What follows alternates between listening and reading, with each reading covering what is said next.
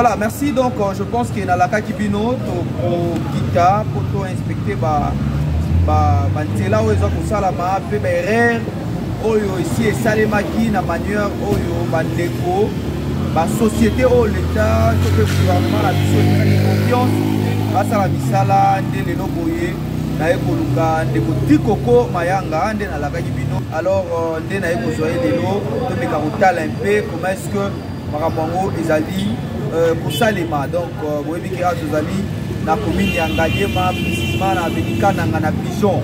Donc, bandeko yo, ba yebi quartier yo, c'est que vous voyez 3 mois passés, 4 mois passés, c'est là où il y a beaucoup de matériel vous avez au moins dans la image. C'est les qui malamu ke, qui bandeko les quartiers. Donc, l'embouteillage va être ça grave, mais tout le monde quand même le lot. Après, Mabanga, c'est que le projet Zali pour parce que Zali national numéro 1. Oui, mais il sorti Bako. Bonjour. Voilà, donc c'est que Zali le lot, il y a pour Tamboula Nayo, pour la Batila, pour Tamboula. Alors, le Piawa, je pense qu'on a besoin de faire la place de Zali. Tant qu'on dit quand même, le logo est battu pour déranger, on va dire quand même tout ça là. Malgré ça, là, on a un dégueu, il y a venu ma solo témé. Merci pour les paroles. Ce que j'ai constaté, là, souvent là,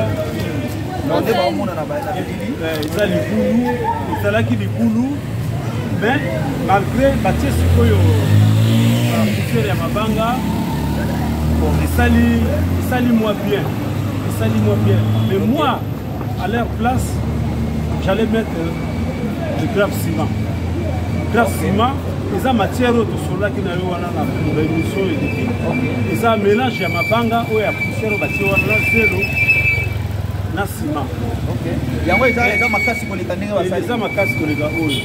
Parce que on allait les compacter puis les mouiller et après le lendemain il salit béton. Il salit béton. Donc dans moins de 2 jours, ça l'a mis tout les hommes. Mais qui encore peut venir même. Donc si on n'est pas sali boy, et ça délai à combien de temps? Oyo bango va sikela moto parce que pour la ce qui est petit tout ça va disparaître. Les boulets sont en cas. Alors que ndenge sali boy ça coûte rien. Et ça musala ndenge sali wana ça ngoma musala ya même pas une journée. Donc tu vas bandango na 8h du matin na 11h de Syrie na 11h parce que alors que banda ba boaki mabanga oyo le deuxième journée en gros ba ko aussi ça mais le la tika on négocie ba kozonga ka c'est ça le problème ba kozonga ka il fallait que mutu moko responsable moko ya commune azala asolana bango ils ont mis ça pour combien de temps et quand est-ce qu'ils vont intervenir c'est ça alors je vous dis que quand tout le monde est parti caniveau peut communiquer. Est-ce que ceux qui attendent le système de grave ciment, aussi longtemps que le caniveau a bouché beaucoup et qu'on endommage le grave ciment endommagé. Même le béton est endommagé. Parce que maï a pas solaka. Alors pas solaka béton ou grave ciment mais avant nous la mabélé na tant avant nous la mabélé na c'est et là on va tout quand ils ont route nationale ba poids lourd les gars awa ba conteneur et les gars awa ba camion mais ba ciment et les gars awa ba poids lourd entre les gars awa donc il est beaucoup facilement donc nous sommes toujours tenir pour bandaki alors que et vous et Zalaki de là si ma campagne la salle d'émission moko boye na lobaka yango eku ezate awa tina campagne eku ezate na sina tambola bana makolo tina tina fanda pour le moment pour les betaka pour chose alaka makasi pour tala ngaki na tambola na tala na se eku ezate kaka ba terrasse mais bon ba terrasse ngo ndenge tonto na bilili o teleka ba terrasse etukana côté monsieur ebukana côté monsieur le tondi la côté monsieur le tondi alors mai o sala ni mai sikoyo déborder ekozonga nango na badini ekozonga na makadam na makadam et phénomène wana nazomona yango partout ti même na nzela mpona kokende kingasala mpula ntango ebetaki mai eza na place ya kokende te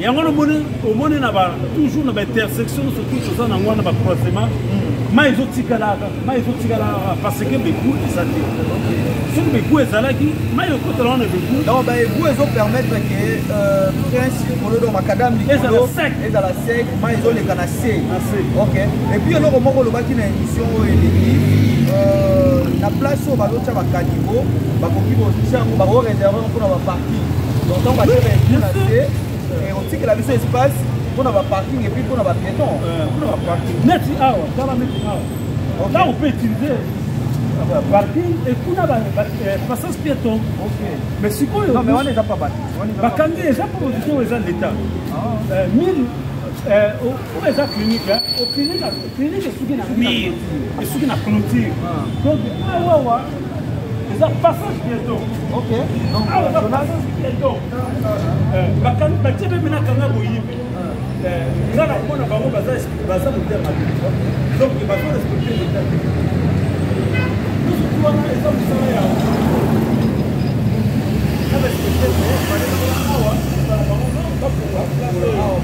et puis l'état abongisi awa bakati matiki bate grave nsima awa so bakikote grave nsima voilà donc bozali ebele bokolanda biso sur maloba officiel donc tozali nanu ndeko tikoko mayanga tozocontinue tobandi nanu awa na delbo pardon na pigeon ndenge tozolakisa bino bilili bomoni quand même mituka ebandi koleka mais lolenge bakosalela mosala yango na kolanda oyo ndeko tikoko akoloba ye azali expert quand même na mosala oyo tokomona ke bambeba ezali ebele donc baerreur ezali ebele alors na négligence donc baerreur na négligence et tokobeta mbela na bakonzi ya mboka oyo bapesaka baresponsabilité na basociété mpo basala misala ifo kozalaka na baexpert lokola badikoko mayanga de façon que ntango mosala ekosalama ye azali wana atango akosala te me azali kosala inspection ya mosala ndenge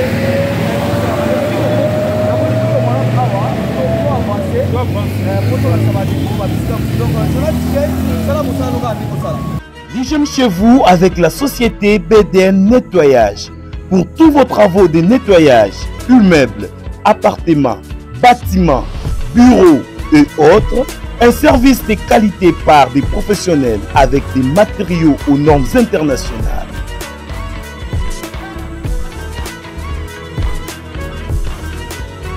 La société BDN Nettoyage offre aussi un service des femmes de ménage expérimentées pour tous vos besoins. Pour tout contact, plus 33 61 38 86 338, plus 243 97 91 99 381. BDN Nettoyage, le meilleur du nettoyage. BDN, c'est la qualité de notre service.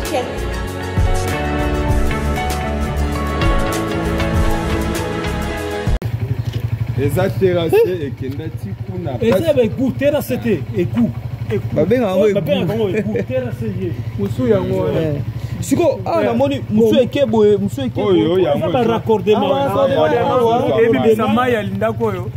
Des autres côtés. Voilà, normalement basa na norme.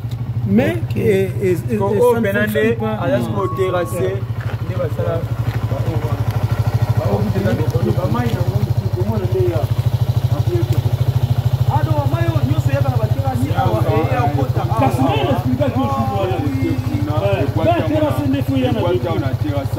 Non mais les body de Rosco, neti awa to moni makambo boy donc photo makambo be érosion mai go sala maté. Quand c'est go buka na té parce que ba tibe bu parce que on était peu c'est ça. Parce que umeli hein. Umeli hein. Ça belge. Les après c'est belge. Parce que on a tombé on a ba norme. Pas tombé on a ba norme. Non mais sikoyo. Presso nde batie kuna se bo mutu ba kilo makasi te ko le kese lo. Ah ku ba mote. Non non non. Ah, y a pas de problème. Ça na couverte ndé bana mabende ba yi. Alungolo. Et là so ko dinda. Se mutu ka ye de niation wata moto akindi. Mais bon, on dit pourquoi? Ah ouais, c'est quoi? Faut que tu vas couvrir les choses à la clé. Kasi yango me batia. Ah mususu da na clé. Au fond là, il faut da na clé nango. OK. Tant on va voir basali chrétien. Au moins eza rotonda, eza plein. Moi ils ont raccordement il y a nini kuna. Il y a terrasse. Mais na yebisa kiyo. Donc ba mali nyonso zo ko so ba batu. Non, awa siko eza egu. Eza egu, mais ba côté musu to ko sa la boîte. La boîte, on place ba egu eza te. To sali ba boîte et récupérer mai et ko sa na ba boîte après. Si ça j'ai comme ça la moi be kundambu ko ba egu. Ndi ba tiki polele boy. Ba ba dinga très dangereux. Même pas. Et est-ce que dangereux na mituka? Kopina mutuka so ye na malembe to na mbango akoki ko ka côté loko apokia. To chaka msuta moko nzete sembo. Na meka ba mu ba mituka ba. Non mais moi je suis bon. Oh ils ont sala ya mairie. Oui, ils ont sala ya hôtel de ville. Oh ils ont sala ya commune. Ya commune. Bon, disons commune. Commune. Bon, ce que biso tous un système moko il faut parlement atalengo, il faut que soit loi ko pesa ba commune et ko ba autonome. OK. Ba commune et comme autonome, l'état a pesa ba moyen basa la zone technique na bango, na zone technique on a ba osana ba tracteur, ba balayeuse, pour balayer banzela, ba osala pena ba cantonnier. Au cas où Nzela et Boukani place mon kekaka, bango ba intervenir. Aurait société ya intervenir. Commune peut intervenir. La place que va de la gouvernement central et ça là. Commune mais il faut donner on peut savoir ba moyen. Commune il faut peut savoir ba moyen. Donc ba commune surtout autres na ville à Kinshasa, on peut savoir ba moyen. L'état soumis d'équipement à dispatcher. Après si bango nous surtout d'équipement, ba tracteur, ba balayeuse balaise, ça dépend il y a grandeur, il y a commune de Ngezali. Ce que ça monene ba pi on peut balaise moi belé. Pour balaise ko komba ah banda kuna na kwati kuna asala encore na 10 minutes. Ole ba tu ba komba na maboko, ce n'est pas bien. OK. Ils ont exposé ba on a danger. Et puis tant mouké ba ko aussi ça en plus il y a le soleil, ba pesa ba on ba remelate. C'est vraiment inacceptable. Voilà, donc pour continuer, nous allons tozali kotala banzela ndenge salimaka pe ndenge ko salima. Donc tozali expert Dikoko Mayanga. Donc journaliste Ken, to continuer na bisika msu tozali na pigeon, to longwe pigeon to ko kende na Yandongi. Yandongi. OK, donc tozali na ri Yandongi. Donc voilà, to continuer chemin.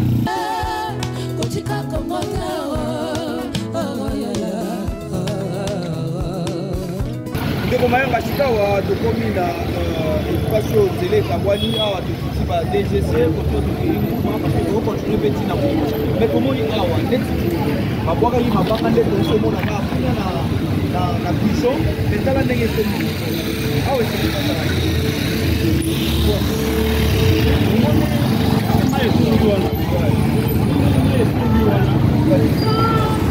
c'est ça déjà que comment ça la pub? Comment ça la pub?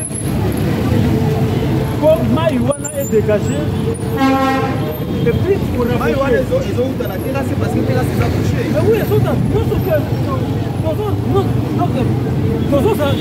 un problème beaucoup. Le problème est qu'il y a la terrasse. La terrasse, le est accouché. Maï est déporté. Et tout là, la chaussée. Il y a même des autres moments à chaussée. Alors, il faut pas raboter. Il faut qu'on rabote. De là, c'est à peu près 400 mètres, 500 mètres, 400 mètres. C'est un rabotage. C'est un rabotage. Et puis, il faut voir que grave ciment ou béton. Donc on dirait grave ciment est la solution à ma carte. Grave ciment, il y a même des matières premières et à grave et grave ciment. On est obligé de faire la grave ciment. Ah, ils ont fait un rabotage. On raboter parce que sol eza bien ndenge namoni sol eza très bien ezosenga traitement de sol awa ezosenga traitement de sol eza bien ezosengaka rabotage grave ciment babouye mai basilenze yango epuis bayeba te zele esongi kitoko ndenge ezala parce que eza troso ya 500 mètres epuis ndenge eza boye eza nango mosala ya une journée cela est son une journée seulement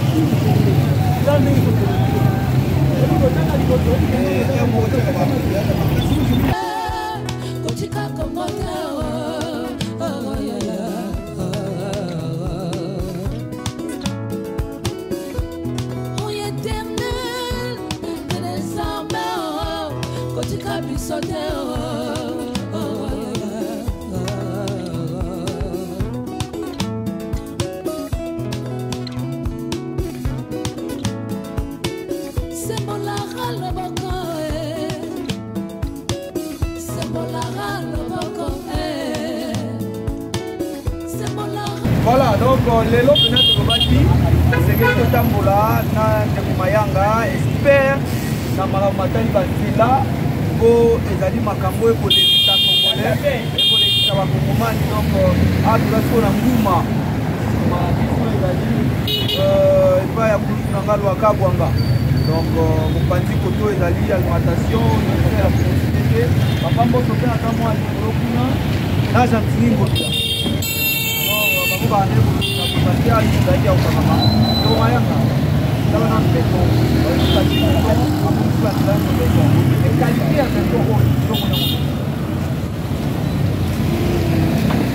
la salle sera bien, mais nous avons remarqué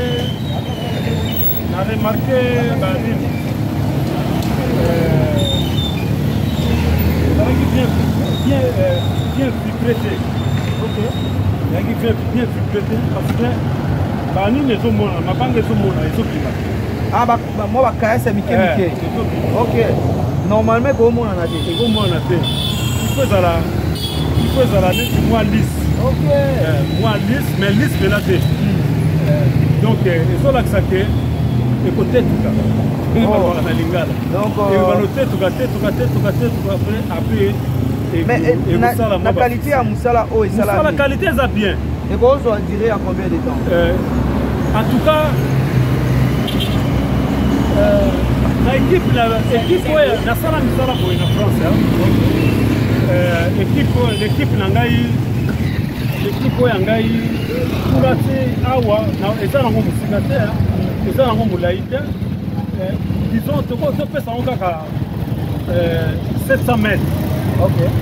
Et là, tout le monde est déjà 700-800 mètres. Donc, et ça, on a 3-4 mois. C'est en décembre. Donc, décembre, à mai, 5 mois. Et ça, les 5 mois. Et ça, on a 5 mois. Et ça, on a 5 mois. Et ça, on a 1 mois. Et 1 mois. Dans la zone d'attaque expert, cette équipe n'a efandaki awa na diriger bango et ça me sala 1 mois. OK. Il y a 1 mois. 1 mois de l'eau ici. 1 mois ici. Bango suit bango on a 5 mois. 5 mois oui. Et suit bango 5 mois pourquoi parce que il faut qu'on coffre. Il faut qu'on terrasser. Il faut ça dans le terrassement. Machine est terrassée et nivelée. Et comme on dit, après, bango basala qui coffrage là et ferraillage, ça prend du temps. Ok. Mais il y a un système sur la salle en dehors, il y a coffrage et ferraillage. Biso, je sors la ferraille. Na banzela pour ferraille salaté. Coffrage et vous salaté. 4 graves ciment. 4 graves ciment. Graves ciment on a de là jusqu'ici. Là, ça peut prendre au moins, bon, disons, là, 8 minutes. La camion miné là, ok, 8 minutes. Et bois qui, nivelé, c'est égalisé. Nivelé, c'est égalisé encore, le même jour, c'est qu'on a.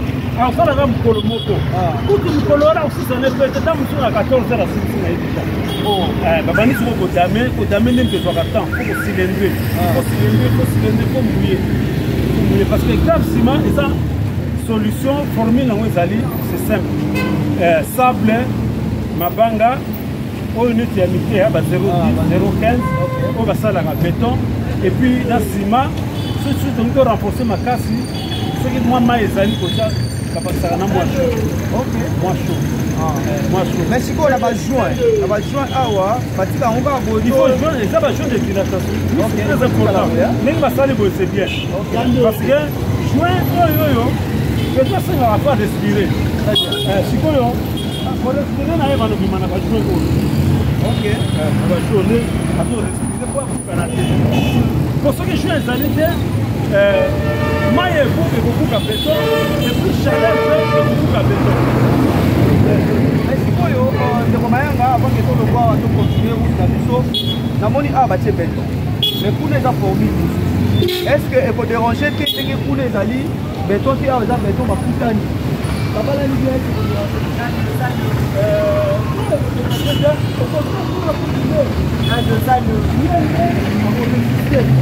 oyo okupaka te beton okupaka ok parce que na otoyebisa oyo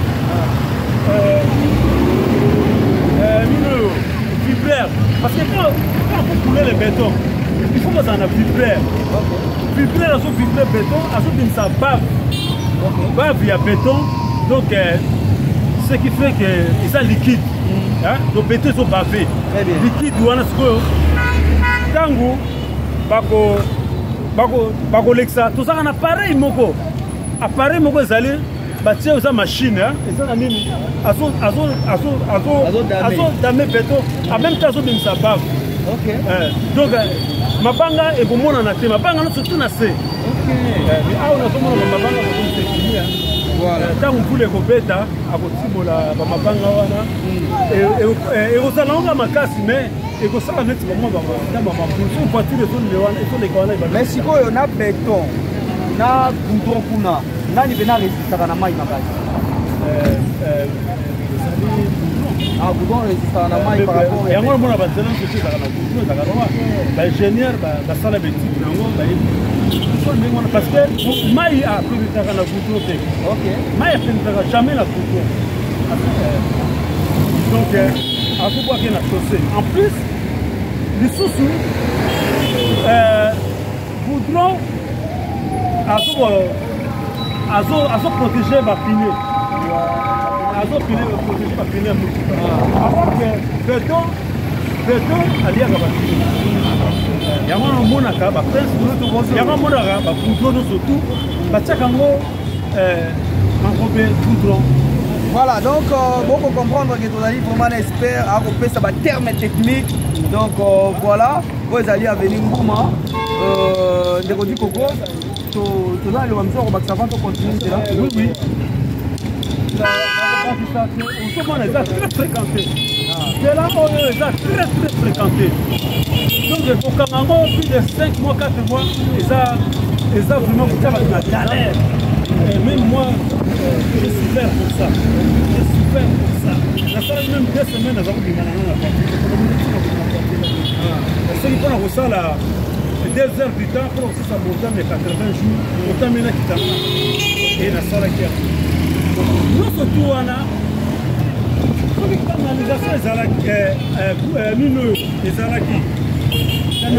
les alaki bien. Comme on a la canalisation, parce que la terre c'est bouché. On a bien tourné, mais moyen que les acteurs, moi, la chaussée. Donc, les goûts et alaki, c'est qui tambo. Mais ça me c'est pas le démocratique.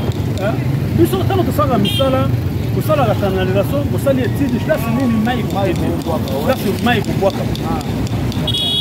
Il faut qu'on a fleuve eza au moins à 20 km d'ici. Nous avons le fleuve qui tambo yango na sur le qui tambo na fleuve qui voit quand même la fleuve. Nous on a besoin à la terrasse haute, pas terrasse haute c'est pénalisé là. Moi il va partir ça entre-temps, ils ont créé obstacle pour les travailleurs à moto, et puis les chauffeurs pour la boutou, le corps d'éclairage public. Et ça fait beaucoup de choses. Il est dans le noir, hein? Il est dans le noir. Nous attendons dans la boutique, donc il faut que bon éclairage public, mais peut-être que va pas comment là-bas. Mais si dans le noir, nous avons tambola, la monnaie va taxi bus dans 80 jours. Des taxi bus va continuer à terrasser, manque il y a éclairage public. Ça ma casse maintenant faisons sa lumière parce que puis la vitesse est niveau c'est ça. Voilà donc on a dit la repoint mola donc je pense que Jonathan Rosulation on a mobimba tout le monde a très bien. On a une super mayanga donc totamona presque journée mobimba pour la rotala banzela na biso ndenge tongama pendenge tongama erreur donc bino moko bo sentir na émission OK de Mayanga à Talisi Mayele oyo akendaki kozwa libanda na mboka bapaya et je pense que Mayele a boyé et sengeli na biso sikoyo République démocratique du Congo pour profiter na yango parce que mokonzi ya mboka alobaki bandeko nyonso babima libanda ya mboka ndeko Mayanga azali bongo kofanda na France donc bazonga na mboka mpona kopesa mayele wana sikoyo na avancement ya mboka ndeko Mayanga totali ndenge nini koto tomoni banzela eza ya kobukana tout ça solution nini oyo tokoki kosala mpona esika wana nao touti kotala eyebana kobokala solution à moko il n'y a pas deux solutions il y a que donc on peut faire quoi là dedans il y a beaucoup de boulot à faire ça n'y beaucoup de non voilà les tronçons là tu vois partir d'ici rond-point là où il y a des total énergie jusqu'à prison de Makala. Donc pour ce moment-là, il faut que tu à zéro. Ok. Non. Voilà, vraiment pour ça la route là. Parce que il faut recommencer de A à Z, donc à zéro. Donc on va dans la voilà, c'est ça. Mélange d'abord la sable, la ciment, la chaud. Et c'est la solution. Parmi la grappe ciment, il y a un voilà, ndeko Mayanga, je pense que pour aller là, la souka. Mais place aux awa, et d'aller Mouchala, il y a mon amboka de Koko Mouba. Dans 2 jours, il y a Pamba, il y a la biloko à tirer les bisous. Il y a aussi il y a Potoye, quand on dit le Paboye, compétence ou on a ya Koko, le bagno au Boyota. Vraiment, je suis métier. Dans le sol, oui, Salami Awa. En plus, je vois l'espace vert. Ce qui manque partout, hein, dans notre capitale. Même Gombe n'est pas épargné. Même la Gombe, parce que vous allez véler, l'espace vert est à négliger. Voir même les boulevards du 30 juin. Oh, les boulevards, ils sont là, on va la Champs-Élysées. Vraiment, quand le boulevard moko est dit, tout contre ça, on va conquistir vraiment. Mais si on total, c'est là où il y a 24. Non, oui, la vie c'est quelque chose qui ont fait le goût de l'Ekiango. Alors que on est à boulevard du 30 juin, c'est ça notre vraiment miroir et la capitale. Très bien. Donc, vraiment, la région là, je peux trop bien, vous savez, ici, mais comme il faut en gagner vraiment, d'abord, vous savez même adjoint, il y a Daniel Bouba, va travailler, ça va très bien. Parce que comme on a je fais allusion à l'humidité. L'humidité, ça très bien, ils ont l'espace vert. Mais l'espace vert, nous, ça ne fait pas. Merci beaucoup. Donc, nous sommes arrivés à la fin de la Guy Bonandeko. Si Koko Mayanga Zali expert, na makambo etali kotonga banzela. Donc, Mosala Oyo a vivre pendant longtemps en Europe, précisément en France. Yango, on a donc 34 ans d'expérience. Donc, on a quand il y a Mosala Oyo Zali Ebele. Alors, vous avez Ebele pour la émission Oyo. Merci à Bilonio, merci à Grand Prêtre. César Ngadi, merci. Très beau toujours. Donc, merci à Jonas et Chicken. Chambol Nabiso na Mokola de l'eau pour la Biso Bilili. Donc, il y a Zali Pena, fils de la maison. Alors, Ngaina Bino Tokutani prochainement, bah émission to prometa Bino, to Rosala Yango mois trop pour la relation. Bah, bye. Oui, Zali, pour tout Missambo à la Biso et puis de mon quartier du Commodore. Moi, je suis là. Bah, fait des signalisations. Il faut que ça soit un carrefour, nous, pour suspendre le bouteillage. Parce que le bouteillage, il y a des croisements. Voiture est aussi à la gauche, là où il y a la droite, là où il y a aussi des panzi, parce que les Liboso, là, il y a Rolanda Mouninga. Donc, parfois, surtout vraiment, nous sommes fait de la route, fait des signalisations. Moi, moi, je suis ici, vraiment, il fallait vraiment tout ce qui a été fait. Un robot ou un roulage, c'est très important là-bas, croisement. Voilà. Donc, prochainement, au revoir, bye bye. Le secteur du transport de la République démocratique du Congo repose sur un système multimodal qui fait que il y a des réseaux